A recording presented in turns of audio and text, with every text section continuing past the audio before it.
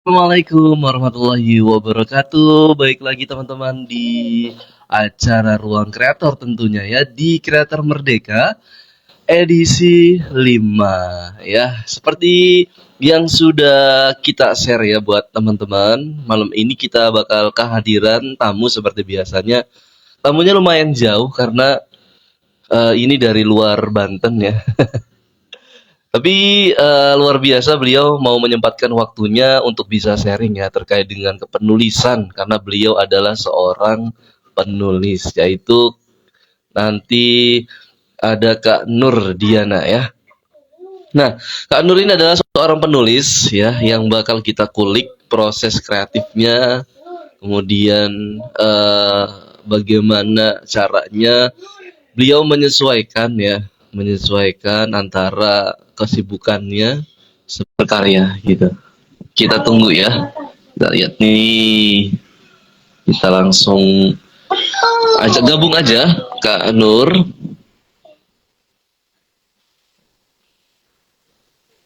Nah, buat teman-teman ya tentunya yang bergabung pada malam ini, kita eh, bakal sharing-sharing banyak. Jadi silakan kalau memang nanti ada pertanyaan, silakan tanyain. Ya, oke, nih Kak Nurnya udah bergabung. Halo Kak Nur.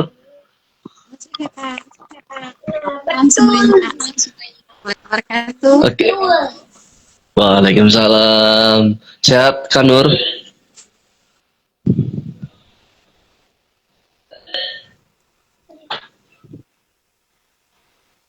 Sehat Kak Nur? Coba suaranya. Ah, agak-agak ini nggak kedengeran mungkin karena pulaunya jauh jadi ya Oh, agak oke. sulit. Ya alhamdulillah Oke. sehat Kak. Sehat-sehat ya. Ya, Kesibukannya apa nih Kak lagi sekarang-sekarang? sibukannya ya seharian di kantor kerja ya pulang kerja ya mungkin menulis-nulis sedikit kayak gitu aja. Hmm, oke. Jadi memang sebenarnya Pak Nur ini adalah seorang profesional lah gitu kan ya di mungkin salah satu perusahaan, tapi masih sempat nulis gitu kan. Nah, Kak Nur kita bakal ngobrol-ngobrol Kak Nur ya. Mungkin kenalin Oke. dulu deh Kak Nur dari mana gitu kan. Soalnya tadi juga belum saya spill juga gitu dari mananya. Apa Kak? Dari mana nih Kak Nur ini alamatnya? Kalau saya asli orang Palembang dari Sumatera Selatan, eh, tinggal di Palembang, kerja di Palembang, nggak kemana-mana. Jadi tinggalnya di Palembang semua. Oke, jadi emang asli orang Palembang Palembang. dan aktivitasnya semuanya di Palembang ya. Palembang. Tapi Kak Nur boleh dong diceritakan juga kenapa bisa kenal sama Kak Putri ya yang di sini juga ya di Cilegon gitu. Kak Putri dulunya SD di Palembang, Kak. Jadi kita itu satu Oh, kelas dari sampai kelas 4. Tiba-tiba Kak mm-mm, Putri menghilang begitu aja. Enggak ada kabar berita. Pergi, bilangnya itu liburan. Tapi tiba-tiba mm-mm. udah pergi aja. Enggak pulang-pulang lagi pas habis bagi rapot. Dan baru ketemunya itu di tahun 2024 di akhir tahun Mm-mm. kalau kita lupa. Itu karena Oke, temen kerja kan. iya iya iya. Jadi memang teman kecil gitu ya. Ya, Nah, kenapa tuh? Maksudnya apakah memang gara-gara diajak Kak Putri atau memang dari dulu Kak Nur ini suka nulis gitu?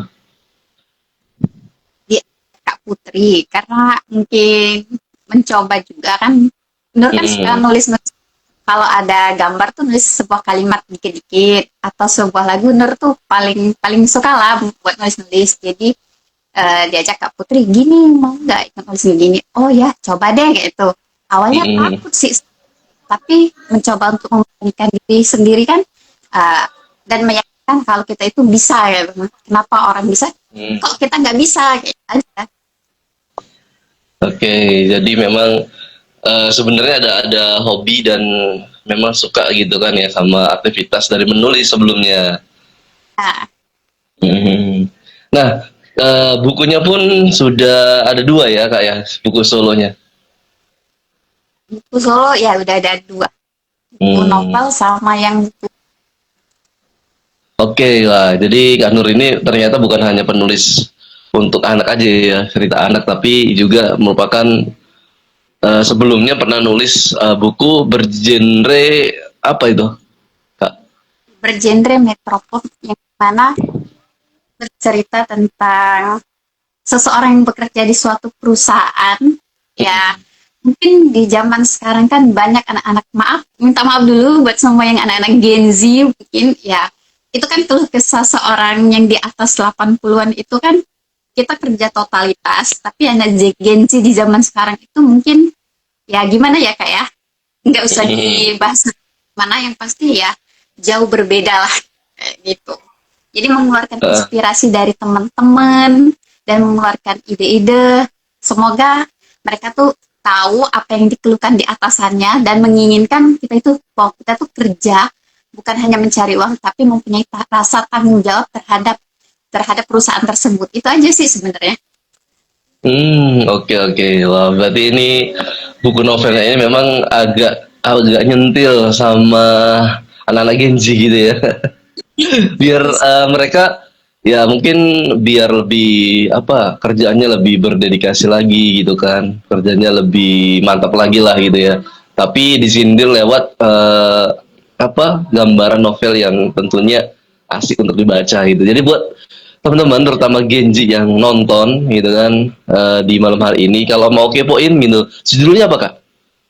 Judulnya Me versus Boss. Me versus Boss. Tetapi kan kalau orang ngelihat dari judul mungkin mengiranya tuh atasan yang cinta sama karyawan. Tapi sebenarnya enggak. Mm. Di dalam itu beda, sama sekali beda sekali.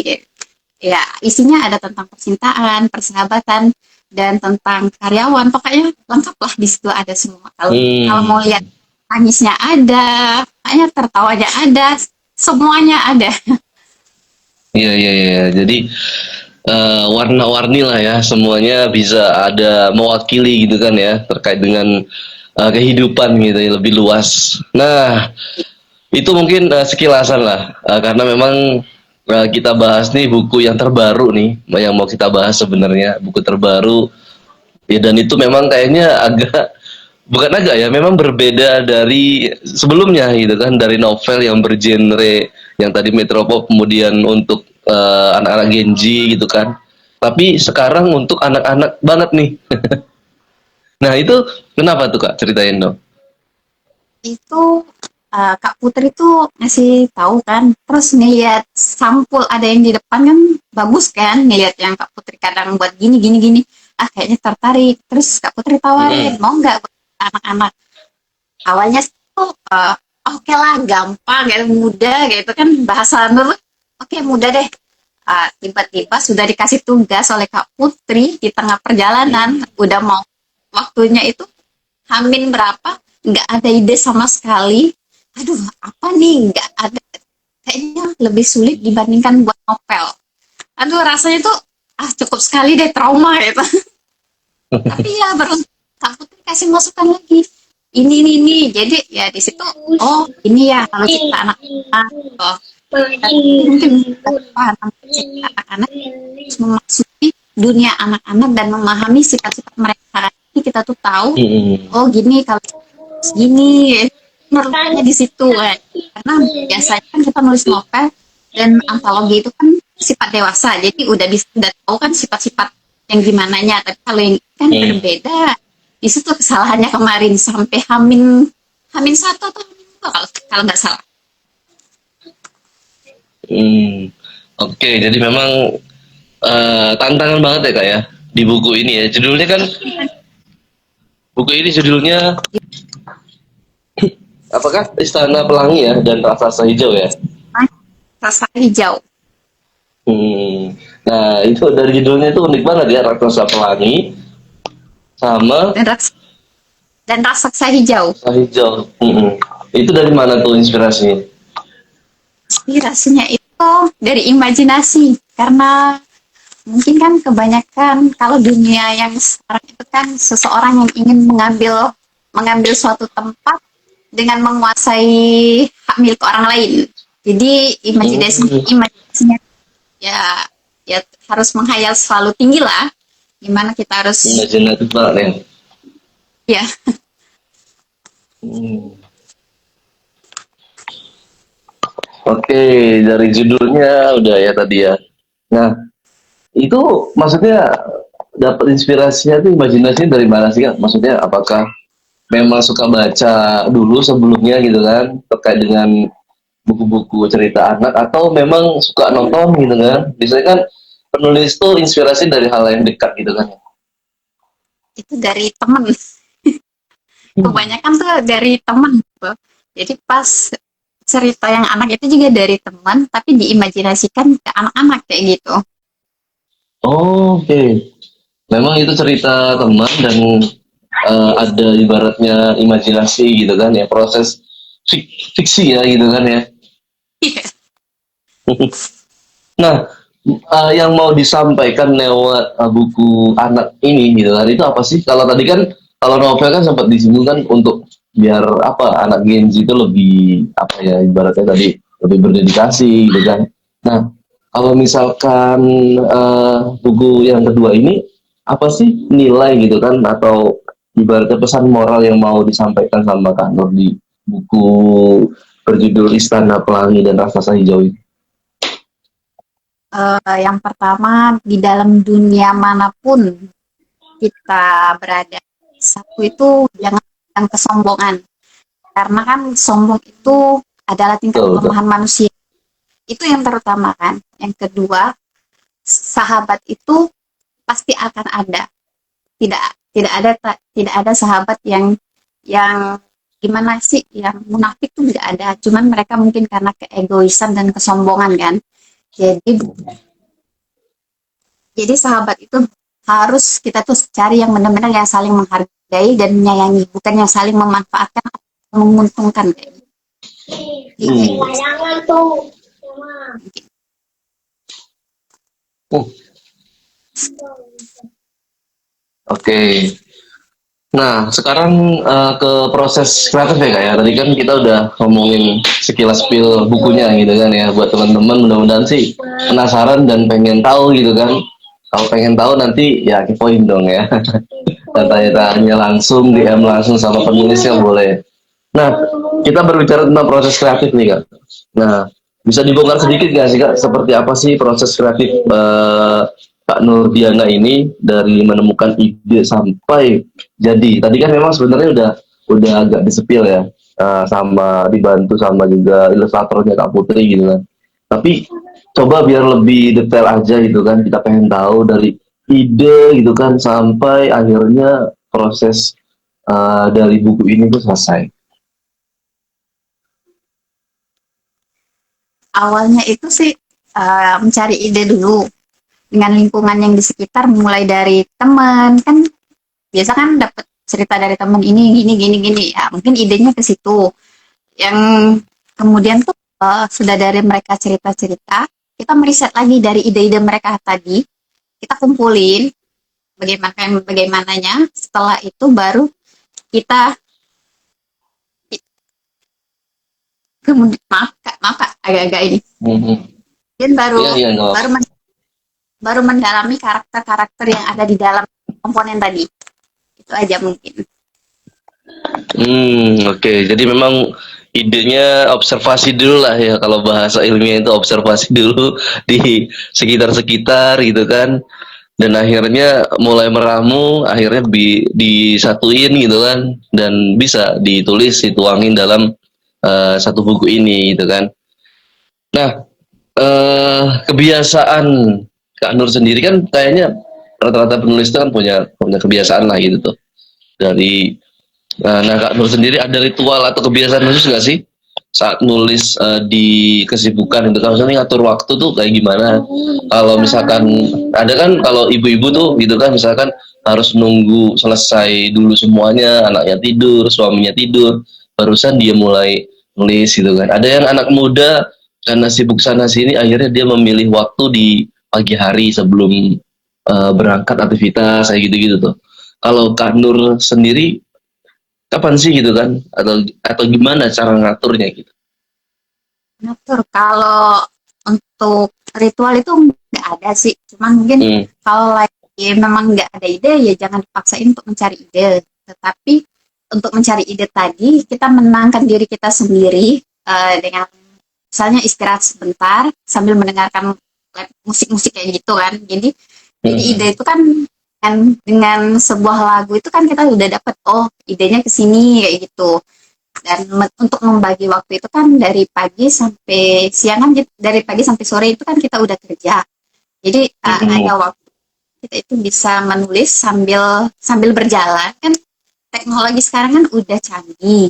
Jadi maaf mungkin saya kan Hmm. pergi pergi ke kantor itu kan kadang-kadang naik angkot. Kalau di Palembang kan masih berlaku ada angkot.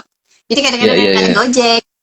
Jadi kan kalau Betul, betul. kalau pagi saya masih angkot, jadi saya itu nulis pakai HP. Ya sedikit-sedikit mungkin sudah ada inspirasi melihat keluar dari angkot situ, itu udah dapat ide kayak gitu aja sih, membagi waktu kita Hmm. sebagai seorang karyawan dan sebagai seorang penulis. Gimana kita tuh harus benar-benar harus benar-benar bisa membagi waktu tersebut. Itu aja sih Kak. Hmm.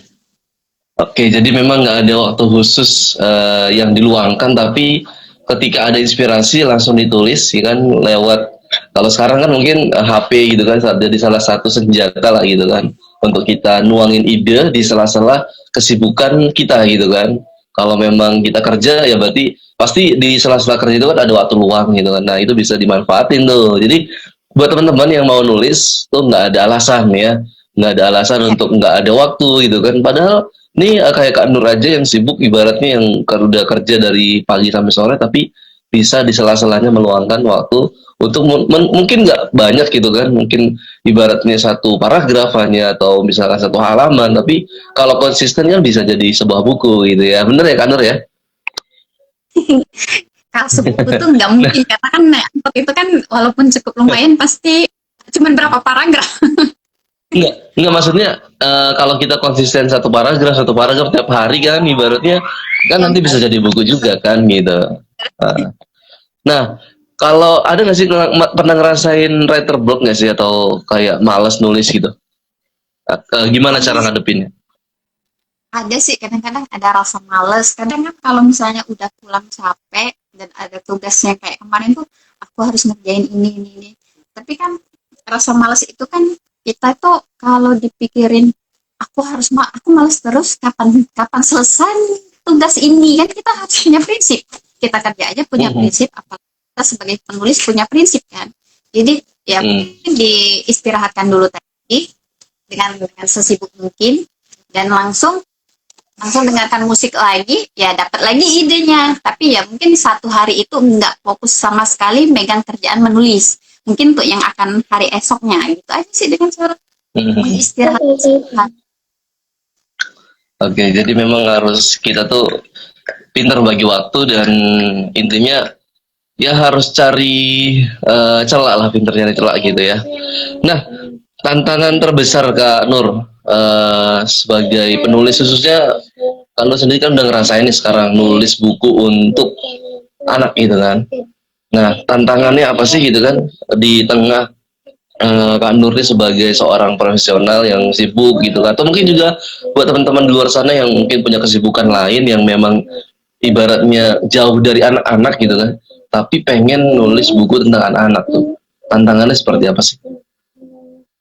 Tantangan paling terbesar itu adalah waktu, benar-benar waktu harus terbagi karena saya Hmm. juga kan jadi mungkin kalau dari Senin sampai Jumat itu kan dari pagi sampai sore udah kerja. Nah, Hmm. dari malam sore sampai ke malam itu kan udah sampai rumah jam berapa. Jadi benar-benar membagi waktu itu dengan benar. Sedangkan di hari libur ya nggak mungkin lah kita libur itu langsung tidur, bangun langsung gini-gini makan. Ya pasti kan tanggung jawab seorang anak itu kan pasti tetap ada. Yang pasti kita harus tetap bisa benar-benar membagi waktu dengan yang tepat dan yang pasti tanggung jawab harus dipenuhi semua. Itu aja sih. Mantap ya. Jadi kita tetap ya jangan mentang kita penulis tapi jangan menyendiri terus dengan tapi kita harus menyesuaikan diri kalau kita sebagai anak, ya sebagai orang tua misalkan, atau misalnya sebagai seorang pelajar gitu kan punya tugas masing-masing dan itu tidak boleh dilalaikan gitu ya dalam proses berkarya. Nah, momen yang paling berkesan apa sih Kak dalam proses menulis buku ini sampai jadi gitu? Yang paling berkesan itu adalah menyampaikan isi hati dari diri sendiri kayak novel kemarin ataupun buku Hmm. antologi. Dan ada beberapa pesan dari teman itu udah tersampaikan ya, Hmm. dan tentunya itu dapat komentar baik itu positif ataupun negatif, itu yang paling senang. Jadi kan kita bisa mengintrospeksi diri kita sendiri, kekurangannya di mana dan apa saja yang dapat masukan. Itu aja sih senangnya, tantangannya Hmm. paling. Ada feedback dari pembaca itu memang asik banget sih ya. Ya, harus. Nah, pernah nggak sih ada keraguan atau ada rasa takut gitu loh? Kalau misalkan kan tadi kan mungkin Kak Nur udah orangnya kan emang udah ya udah ada feedback tuh bagus gitu. Tapi ada perasaan takut nggak sih kalau misalkan karyanya Kak Nur ini memang ibaratnya nggak diterima gitu kan? Ada kan ini juga yang sering dialami sama anak muda terutama gitu kan, belum berkarya tapi udah overthinking, waduh nggak ada yang baca gitu kan, mau bikin konten nggak ada yang nonton misalkan, atau mau bikin karya apapun kayak udah males duluan kan gitu. Nah, Itu masukan aja. kalau Kak Nur gimana tuh? Coba ceritain. Kalau rasa rasa itu ada sih sebenarnya, rasa deg-degan, Mhm. cemas, itu semuanya ada campur aduk di kepala. Tapi cara mengatasinya itu yang tadi, kita kembali lagi. Kalau kita berpikir positif, intinya sih hidup itu selalu selalu berpikir positif, karena apa yang kita pikirkan Mhm. pasti itu yang ada di kepala kita. Tetapi kalau kita berpikir negatif, itu keluar lagi kepala kita negatif kan. Dan selalu Mhm. Betul. dan selalu bilang pada diri sendiri, aku harus bisa, dan Tuhan pasti menolong menolong umat itu, pasti ada jalannya. Dan orang lain bisa lakukan, kenapa saya tidak bisa kan? Itu yang intinya tuh, kita itu harus bisa. Jangan jangan Mhm. tidak bisa. Aja sih intinya, berpikir positif. Polanya yang pertama itu ada berpikir positif. Wah, ini bener nih, mindsetnya harus dirubah dulu nih ya buat teman-teman, terutama anak muda gitu yang biasanya berpikir apalagi overthinking yang ke arah negatif gitu. Nah itu harus riset ulang gitu kan ya, mindsetnya supaya kayak kata Kak Nur tadi bisa terus berpikir positif, karena yang ibaratnya yang bisa kita kendaliin dalam hidup ya ya proses kita dalam berkarya aja gitu kan ya. Kalaupun nanti hasilnya memang kurang baik atau tidak diterima atau mungkin hal negatif lainnya, ya itu kan di luar dari kendali kita. Yang paling penting adalah kita itu ya berusaha dengan baik aja gitu ya. Nah, buat teman-teman juga yang bergabung di malam hari ini boleh nanya langsung ya, boleh nanya langsung sama eh, penulis yang keren banget nih malam ini Kak Nur. Jadi luar biasa bisa ngebagi waktu gitu kan. Mungkin mau nanya-nanya terkait cara membagi waktu atau misalkan berkarya tentang karya-karyanya, kita boleh ya. Silakan masih ada waktu nih. Di langsung di kolom komentar atau di kolom pertanyaan ya. Nah, Kak Nur, eh gimana sih cara kita tuh kan kita tuh hidup kayak udah rutinan lah ya, rutinitas lah gitu. Nah, rutinitas itu padahal katanya ada yang ngomong tuh kayak kanker kreativitas gitu.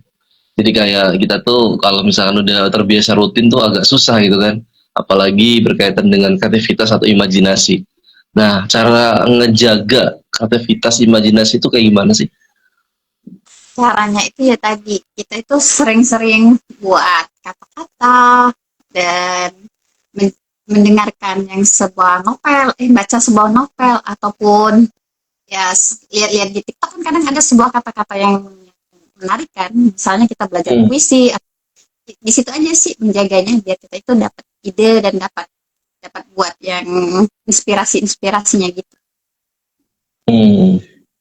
Oke, jadi memang cara ngejaga kreativitas itu ya harus terus tekun ya, terus dilatih gitu ibaratnya dalam karya-karya yang mau kita bikin. Misalkan kalau misalkan tadi kan dari Kak Nurnya dari penulis gitu kan. Tapi ini juga berlaku buat kayak musisi gitu kan.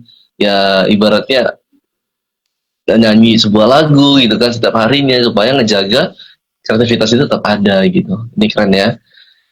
Nah, Kak Nur nih, ini udah mulai akhir juga nih kayaknya.